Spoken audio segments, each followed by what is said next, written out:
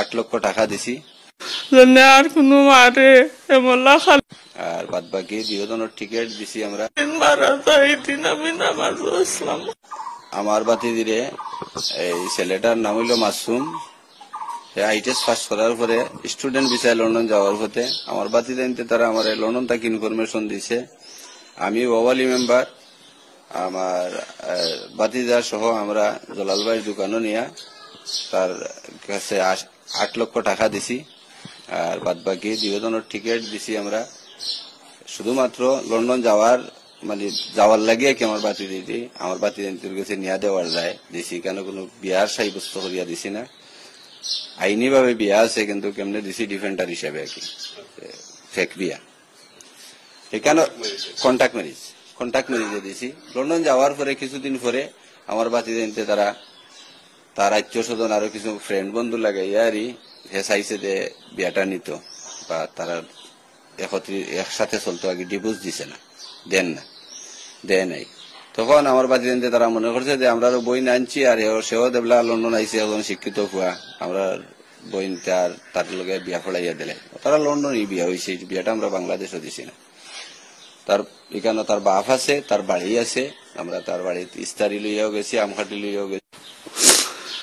আর কোনো মারে এমলা খালি করতো না বুকটাকে, আমার লোকে বাঁচত না।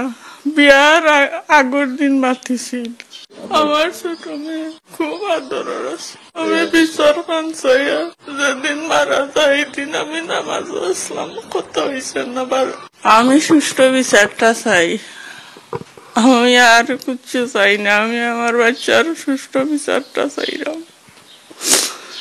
আর কোনো মারে এমলা খালি করতো না বুকটাকে। আর এমলা শিশু হলেও মা তাকে আরা করতো না, আমার লোকে বাঁচত না।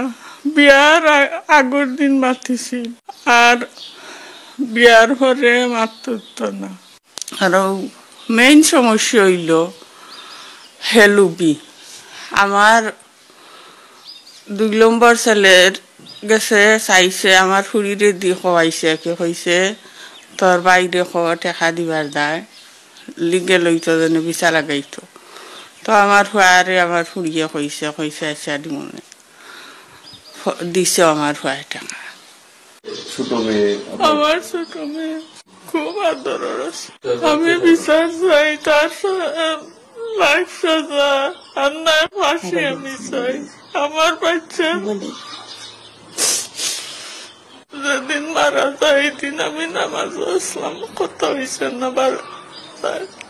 আগের দিন পতাওয়ালা মাতিছে আর শেষ মাতেও মাতিছে পতাওয়ালা। ও বালা পুরা মাতিছে। নাতি খুড়া আছিল, নাতি চাইছে আমার কাছে আই ভিডিও করলে বাদে নাতি খান্দে বেশি আইতো করি আমার কাছে। তো কইছে আম্মা তো রাখিলে এগুলো তো রাখিলাম, খাওয়ারও টাইম হয়ে গেছে।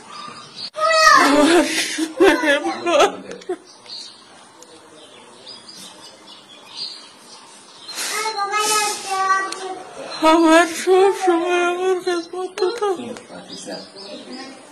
যাওয়ার আগে